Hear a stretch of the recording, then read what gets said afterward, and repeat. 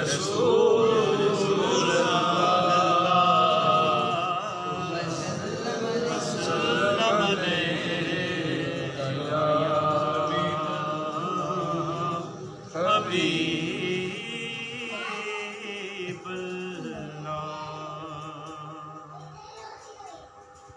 اللہ اللہ نبی کا گھرانہ، اللہ اللہ نبی کا گھرانہ، یہ گھرانہ براء البراء ہے۔ اللہ اللہ نبی کا گھرانہ، یہ گھرانہ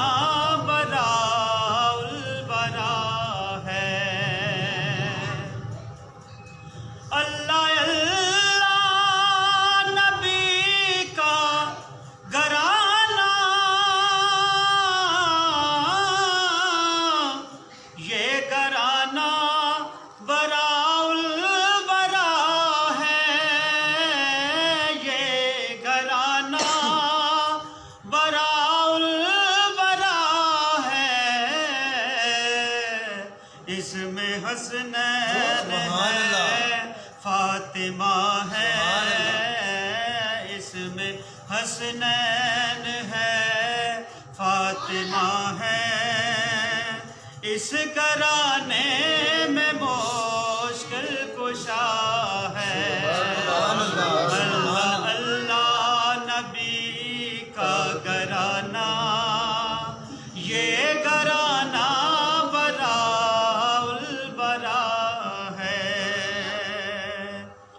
لب ہے تذکرے پنج تل کے،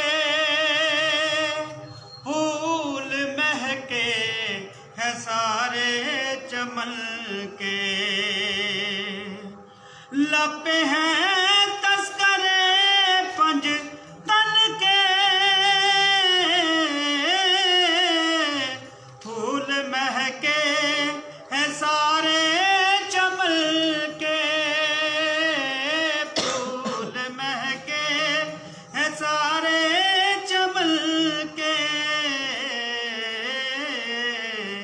ایسا ان کے کرم نے نوازا،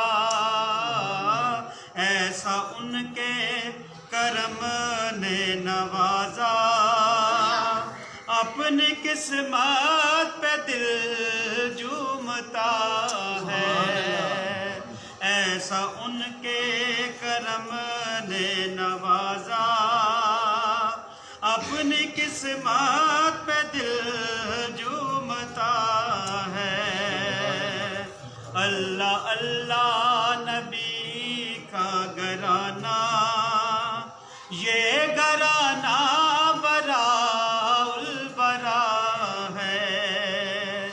اس میں حسنین ہے، فاطمہ ہے، اس گھرانے میں مشکل کشا ہے۔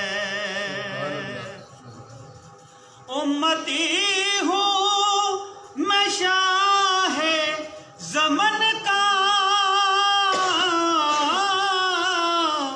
ہوں بیکاری میں مولا حسن کا، ہوں بیکاری میں مولا حسن کا،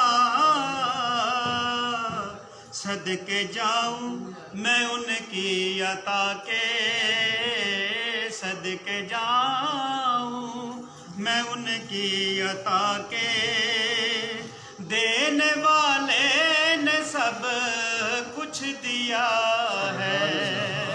صدقے جاؤں میں ان کی عطا کے، دینے والے نے سب کچھ دیا ہے۔ اللہ اللہ نبی کا گھرانہ، یہ گھرانہ براء البراء ہے۔ اس میں حسنین ہے، فاطمہ ہے، اس گھرانے میں مشکل کشا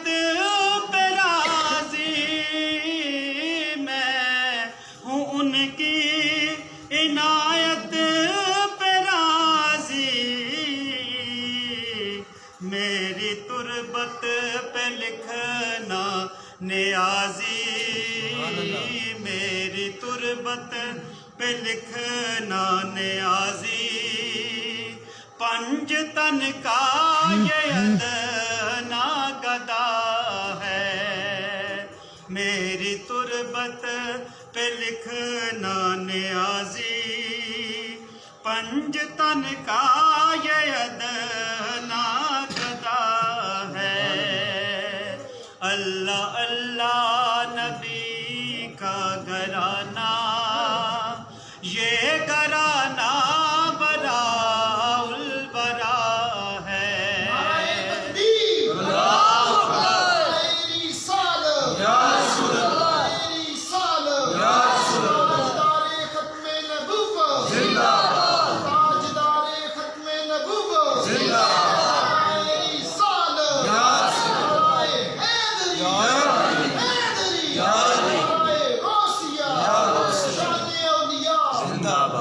اللہ اللہ نبی کا گھرانہ، یہ گھرانہ براء البراء ہے، اللہ اللہ نبی کا گھرانہ،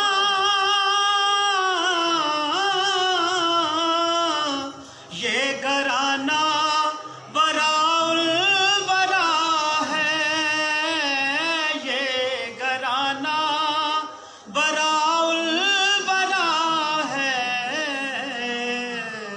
اس میں حسنین ہے فاطمہ ہے، اس میں حسنین ہے فاطمہ ہے، اس گھرانے میں مشکل کشا ہے، اللہ اللہ نبی کا گھرانہ، یہ گھرانہ براء البراء ہے۔ جتنا اعلیٰ کلام ہے اتنی ہی سنجیدگی سے آپ نے سنا، بندہ سبحان اللہ ہی کہہ لیتا ہے۔ اس گھرانے نے جو کچھ کیا ہے وہ تو ہم 1000 بار پیدا ہو جائے نا، پھر 1000 بار دنیا بھی بن جائے تو وہ کام کوئی نہیں کر سکتا۔ ادھر جس کا نومولود بیٹا فوت ہو نا، اس کے دل سے پوچھو، وہ نومولود کو تیر نہیں لگا، اس پیدا ہونے والے کو تیر نہیں لگا، وہ تو تقدیر میں موت تھی، آ گئی۔ تو جس حسین نے ہاتھوں میں اٹھا کر اصغر کو تیر اور پھر اس خون کو چہرے پر ملا ہے، کیا آپ سبحان اللہ بھی نہیں کہہ سکتے؟ اس لیے پیر نصیر الدین شاہ صاحب کہا کرتے تھے، سنیو مجھے افسوس ہے تم سے، شیعوں کی میں اس لیے طرفداری کرتا ہوں کہ ذکر حسین ادب سے سنتے ہیں۔ یار کیسا یہ مزاج ہے آپ کا، ادھر ہم سے اچھے تو کنجر ہے نا، پھر ہم سے اچھے کنجر ہیں، وہ کنجریاں بلاتے ہیں تو پورے وجود کو ہلا کر ان کے ساتھ پیسے ان کے اوپر بانٹتے ہیں۔ آپ کو عجیب لگتا ہے مگر وہ عجیب نہیں، وہ صحیح ہے۔ کیوں صحیح ہے؟ کیونکہ ان کا شعبہ یہ ہے۔ تو جب آپ محفل میں آ گئے تو پھر یہ اپنا شعبہ بنائے نا اس کو۔ حسین کی بات ہو رہی ہے، حسین کی ماں کی بات ہو رہی ہے، اور آپ کے منہ سے سبحان اللہ نہیں نکل رہا، یہ کنجوسی ہے نہیں تو اور کیا ہے؟ اس لیے جب کلام سنا کریں تو سبحان اللہ کہا کریں، ذوق پیدا کیا کریں۔ آواز آپ کی اچھی نہیں تو نہ صحیح، آپ ساتھ مل کر پڑھا کریں۔ ان کو تو ذوق چاہیے، آواز نہیں چاہیے۔ کیا ہرنے کی آواز انسانوں جیسی تھی کیونکہ میرے آقا نے سن کر ضمانت دے دی؟ کیا اونٹ کی آواز انسانوں والی تھی کہ میرے حضور نے اس کی سفارش فرما دی؟ اندر درد ہو تو پھر حضور سنتے ہیں۔ آپ سبحان اللہ اس لیے بھی نہیں کہہ رہا وہ کیا عقیدہ ہے، آپ کیا سننی ہے؟ حضور حاضر ناظر ہے، جہاں دیکھو حضور حاضر ناظر ہے۔ ہمارا دیوبندیوں کے ساتھ وہابیوں کے ساتھ مناظرے کیوں ہوتے ہیں اس بات پہ کہ حضور حاضر ناظر کہتے نہیں حاضر ناظر؟ تو آپ اور میں کیسے سننی ہے کہ وہ محفل ہی کیسی جہاں حضور نہ ہو؟ بابا یوسف بکر سرکار فرمایا کرتے تھے کہ یہ ممکن نہیں کہ جس کا ذکر ہو اور وہ موجود نہ ہو۔ اگر یہاں حسین پاک کا نام لیا گیا ہے تو آپ کی روح یہاں پر تھی، تو کیا لکھیں گے کہ ہمارے غلام سننے والے کتنے کنجوس تھے؟ کیا عقیدہ ہے آپ کا؟ سنی آج اس لیے ذلیل ہو رہے ہیں کہ سنیوں کا عقیدہ کچھ اور ہے، عمل کچھ اور ہے۔ آپ کا عقیدہ ہے ساری شفاعت در مصطفیٰ سے ملتی ہیں، لیکن آپ میں سے کون ہے جو رات سونے سے پہلے حضور کی بارگاہ میں عرض کرے انصب ہے یا رسول اللہ، یہ تکلیف ہے، دور فرمائے۔ امام بصیری کے سارے قصیدے پڑھتے ہیں مولا صلی وسلم دائما ابدا، لیکن وہ آواز اور درد امام بصیری والا آپ میں نہیں رہا۔ تو اس لیے آپ غیرت مند مسلمان بنے۔ حضور کی جگہ غیرت کا بات یہ، جب حضور کا نام آئے تو وہ عشق کیسا عشق ہے کہ جب نام یار کا لیا جائے تو چہرے اکھل کھلا نہ اٹھے۔ نعرہ تکبیر، نعرہ رسالت، یا رسول نعرہ رسالت، یا رسول نعرہ حیدری، یا تحقیق۔ صلی اللہ علیہ یا رسول اللہ وسلم علیکہ یا حبیب اللہ۔ اس لیے میری زمانے میں پذیرائی ہے، اس لیے میری زمانے میں پذیرائی ہے، میں نے حسنین کے صدقے میں ضیا پائی ہے، میں نے حسنین کے صدقے میں ضیا پائی ہے، اور دیا جو واسطہ، دیا جو واسطہ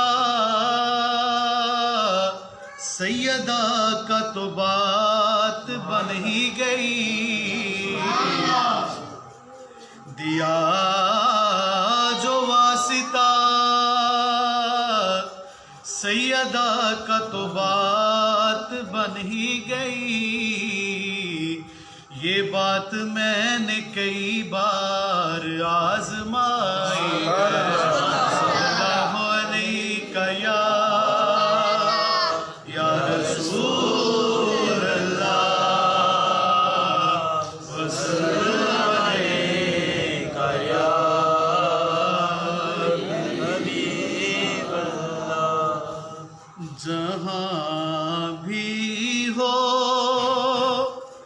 وہیں سے دو صدا سرکار سنتے ہیں، جہاں بھی ہو وہیں سے دو صدا سرکار سنتے ہیں، سرے آئینہ سنتے ہیں، پسے دیوار سنتے ہیں، سرے جس کے یہ کوئی مشکل ہے نا تو حضور کی بارگاہ میں التجا کرے، سبز گنبد کا تصور لے کر بیٹھے اور پھر کلام سنے اور سارے التجا کریں یا رسول اللہ نگاہ کرم فرمائے۔ سر آئینہ کا مطلب حضور کے سامنے جاؤ تب بھی سنتے ہیں، اور اگر سامنے نہ ہو تو پھر بھی سنتے ہیں۔ آپ مدینے جائیں تو وہ تب بھی سنتے ہیں، اگر نہ جا سکیں تو وہ تب بھی سنتے ہیں۔ جہاں بھی ہو وہیں سے دو صدا سرکار سنتے ہیں، میرا ہر سانس ان کی آہٹوں کے ساتھ چلتا ہے، میرا ہر سانس ان کی آہٹوں کے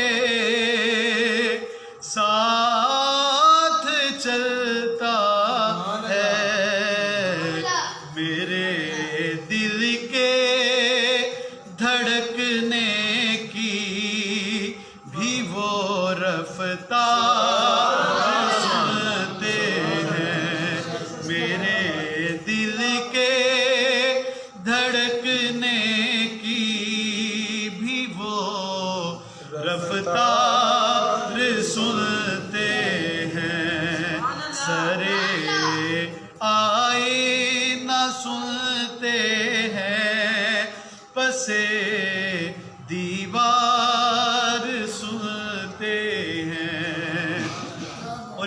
गुंजाइश कोई नहीं है कि वो एक बार सुनते हैं कि बार बार सुनते हैं, 10 बार, 100 बार, 1000 बार, और जितनी बार पुकारे वो उतनी बार सुनते हैं।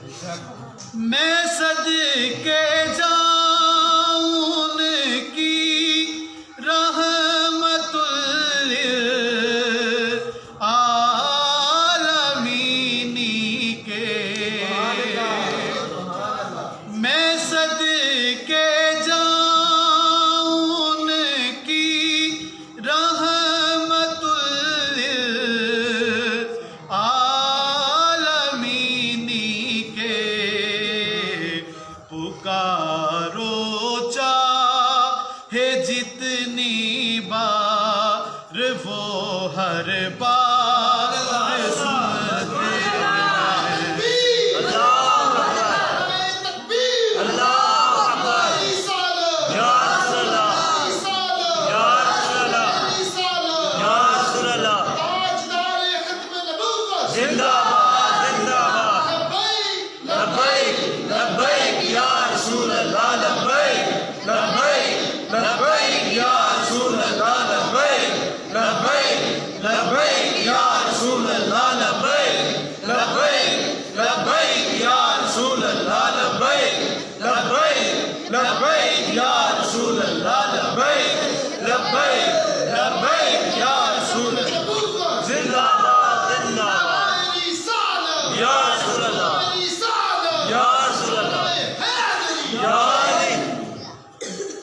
मैं सदके जाऊं उनकी रहमतुल लिल आलमीनी के,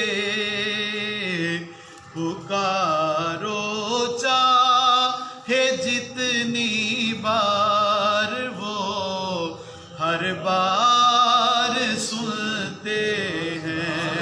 सरे आईना सुनते हैं, पसे दीवार सुनते हैं।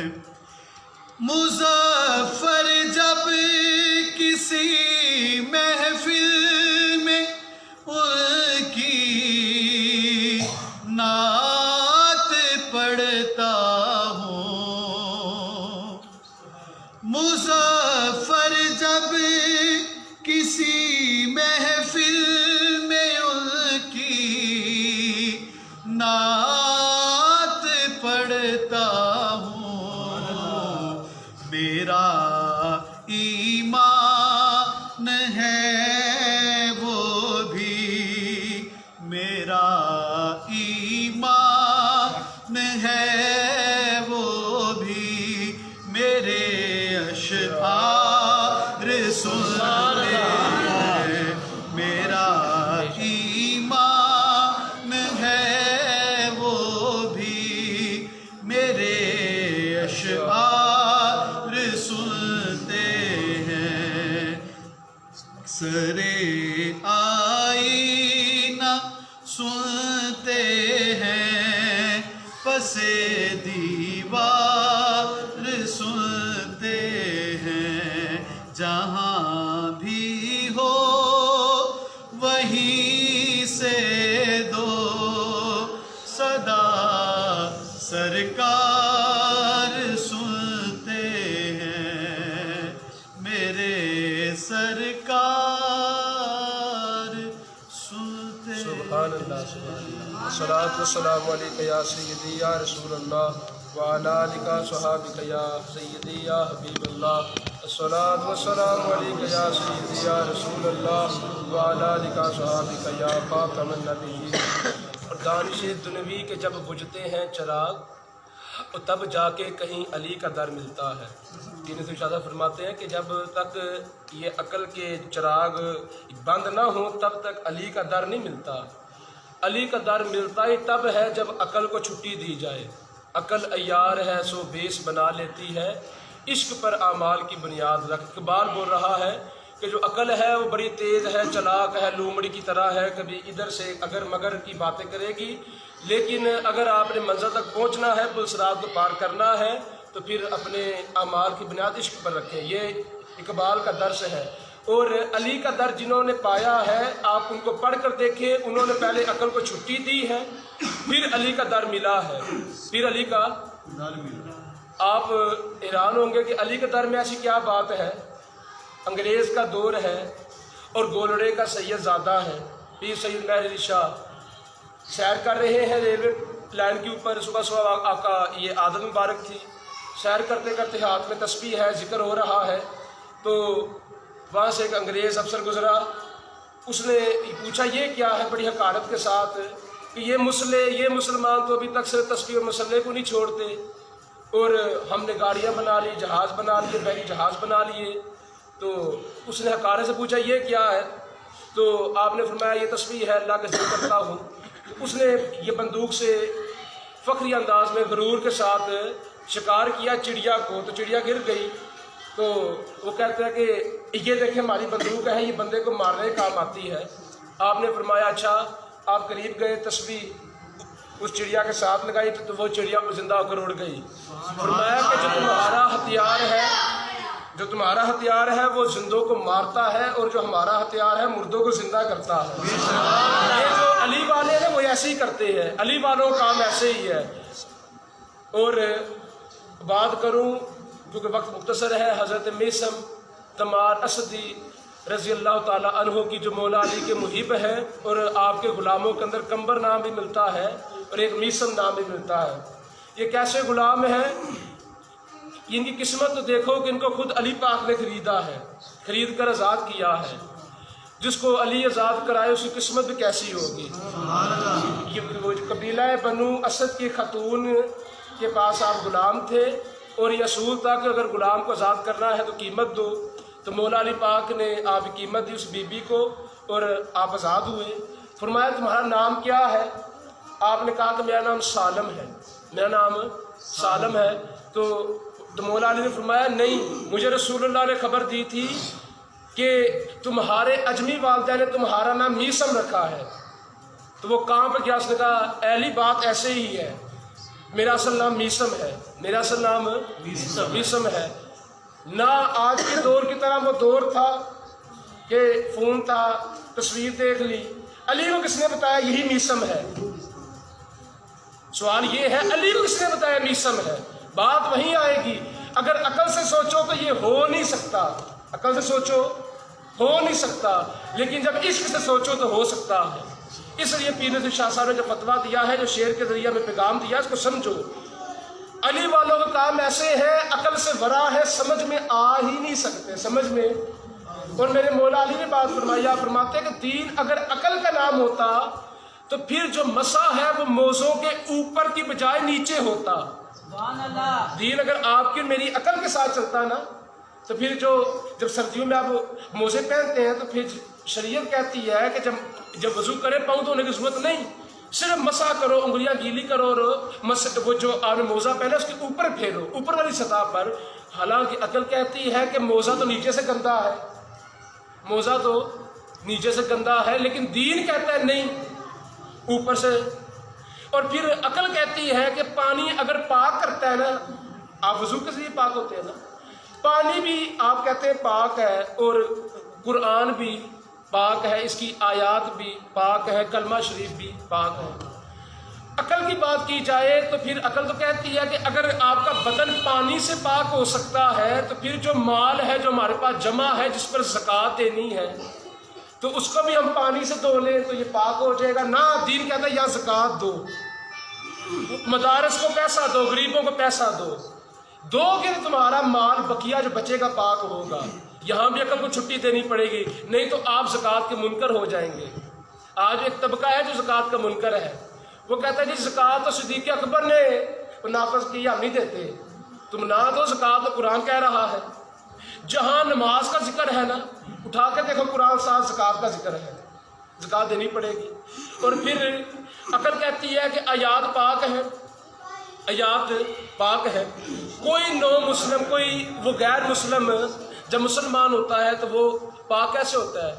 نہا کر نہیں ہوتا، نہیں، نہانے سے پہلے وہ کلمہ طیبہ پڑھتا ہے، گناہ پاک ہو جاتے ہیں۔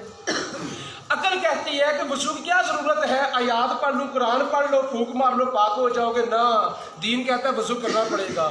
سردی ہے، گرمی ہے، بہار ہے، خزاں ہے، وضو یہ کرنا پڑے گا. تو یہ دین جب عقل سے نہیں اور دین آپ کی سمجھ میں نہیں آ سکتا، شریعت کہتی ہے کہ جہاں پر باڑا ہو نا بکریوں کا، وہاں پر آپ وہ جگہ صاف کرو. مینگنیاں خشک ہوگی، سائڈ پہ گلازہ خشک ہوتی ہے، وہ اس کا وہ معاملہ کچھ اور ہے. صاف کرو اور مسلح جا کے نماز پڑھ سکتے. بکریوں کے باڑے میں نماز آپ پڑھ سکتے ہیں جہاں بکریاں ہوتی ہیں، جہاں ریوڑ ہوتے ہیں ان کے.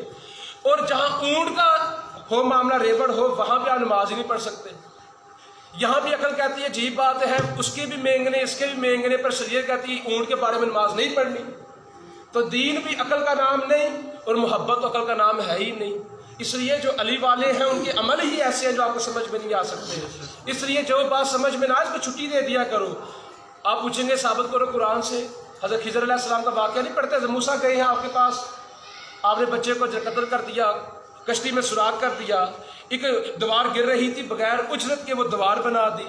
تو لوگوں نے پوچھا، یا حضرت موسیٰ نے پوچھا اے حضرت خضر یہ کیا کر رہے ہیں؟ آپ نے فرمایا کہ میں نے آپ کو کہا تھا آپ صبر نہیں کر سکیں گے، تو لہٰذا اب آپ کا میرا سفر ختم، میں بتا دیتا ہوں میں نے کیوں کیا ہے. جہاں پہ یہ جو خضر اللہ کے ولی تھے، نبی نہیں تھے. اللہ کے وہ جو ولی تھے خضر نبی نہیں تھے. اور نبی کون تھے؟ موسیٰ. نبی کون تھے؟ صرف ایک دن خیال ہے کہ میرے پاس جو علم ہے اس سے بڑھ کر کسی کے پاس علم ہے. تو اللہ رب العزت نے کہا موسیٰ ایک غلام ساتھ لو، ایک ٹوکری کے اندر ایک مچھلی کو رکھو، اور میرے ولی کی اس بستی کی نشانی یہ ہے کہ جب تم وہاں پہنچو گے تو وہ مچھلی زندہ ہو جائے گی. مچھلی زندہ ہو جائے گی. لوگ کہتے ہیں غوث پاک نے مردے کہے زندہ کیوں ظالمو، ادھر تو خضر کی بستی بھی مردے زندہ کرتی ہے. تو جب غوث پاک کا پیر کیوں نہیں مردے زندہ کر سکتا؟ صرف بستی کی آب و ہوا، بستی کی فضا اگر مردہ زندہ کرتے ہیں تو پھر غوث پاک کا پاؤں مردہ زندہ کیوں نہیں کر سکتا؟ سوال بڑے ہیں، کوئی بات مختصر. پھر اللہ نے کہا میرے اس ولی کے پاس جاؤ، اس کی صحبت میں رہو. موسیٰ تمہیں پتہ لگے کہ تمہارے پاس علم جو ہے اس سے اوپر بھی ایک علم ہے. میں کہتا ہوں وہ موسیٰ ہو کر نہ سمجھ سکے جو اللہ کے نبی تھے. تم انسان ہو کر تمہارے پاس کوئی عہدہ نہیں، نہ ولایت کا نہ نبوت کا دروازہ ہی بند ہے، تو ولایت کا عہدہ تمہارے پاس نہیں، امام تم نہیں، فقیہ تم نہیں، عالم تم نہیں، حدیث کے حافظ تم نہیں، تو تمہیں کس نے اختیار دیا ہے ولیوں کے اوپر انگلیاں کرنے کا؟ یہاں تو موسیٰ جیسے کو حکم ہے چپ کر جاؤ، جب نہیں چپ ہوئے تو پھر سفر کا اختتام ہو گیا. اس لیے یہ بات سمجھیں. اور حضرت میسن جو تھے ان کا معاملہ کیا تھا، آپ نے اپنی زندگی کے اندر پیش گوئیاں فرمائی تھیں. فرمایا تھا کہ ایک وقت آئے گا کہ یہ امت حضور کے نواسے کو شہید کرے گی. پھر یہ امت نے دیکھا کہ حضور کے نواسے کو شہید کیا گیا. آپ نے پیشگوئی فرمائی تھی کہ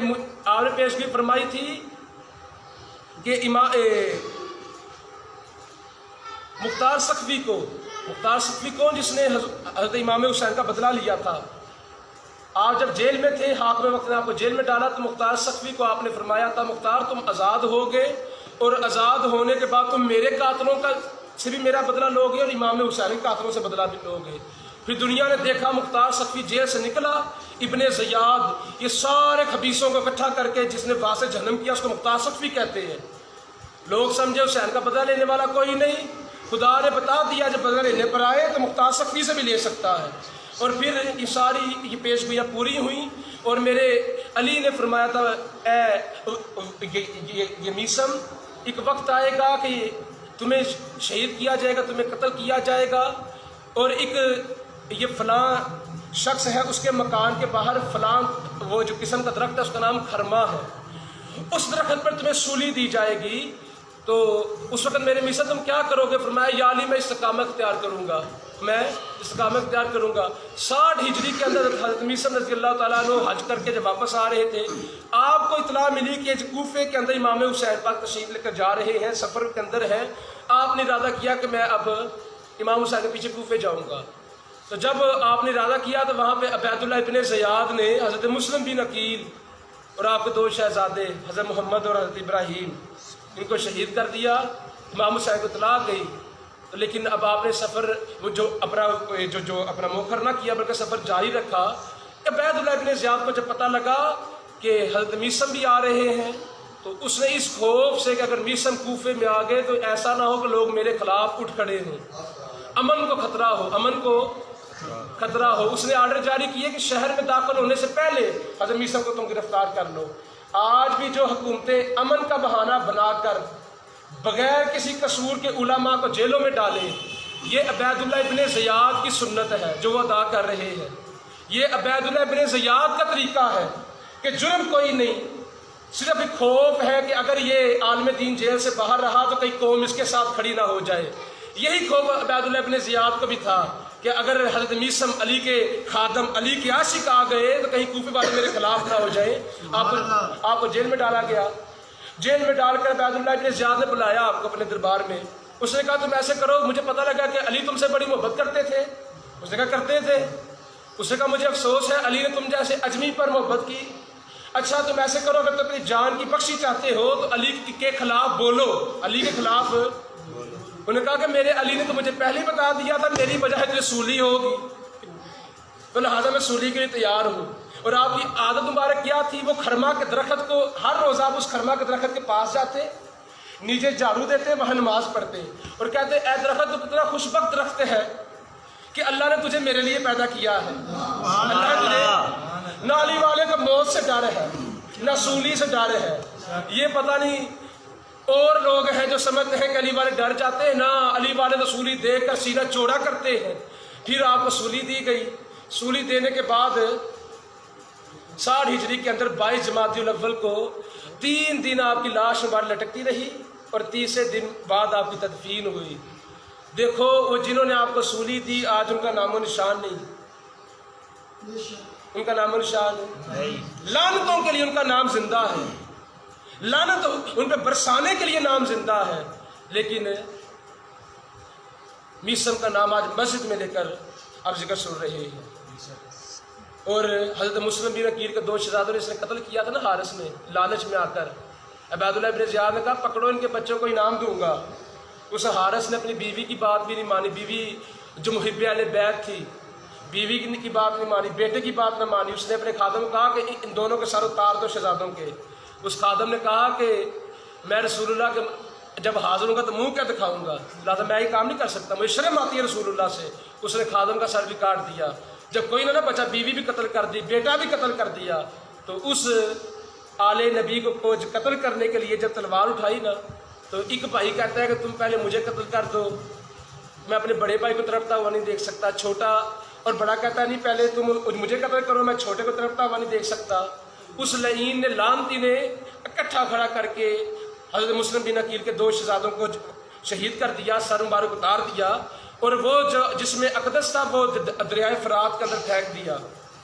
اس لیے میں کہتا ہوں کہ یار آل نبی کا ذکر سن کے بھی سبحان اللہ نہیں نکلتی۔ اپنے بیٹوں کو دیکھو، سوئی چبھے، بخار ہو جائے، تم کہتے ہو ہائے ہائے، اس کا جگرا دیکھو سب کچھ ہو گیا، ہائے کی آواز بھی نہیں آئی۔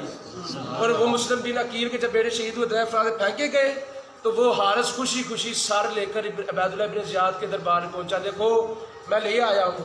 اس نے کہا او لعین، اب اگر پیچھے سے اوپر سے مجھ سے پوچھ لیا، اس لعین یزید نے پوچھ لیا کہ مجھے تو زندہ چاہیے تو میں کیا کروں، لہٰذا اس نے کہا کہ اس کا سر بھی کاٹ دو، اس کا سر بھی کاٹ دو۔ حارث کا سر کاٹ کر جب دریا میں پھینکا گیا تو جو طریق کہتی ہے اس حارث کے وجود کو جو پانی نے تسلیم نہ کیا، پانی نے باہر پھینک دیا۔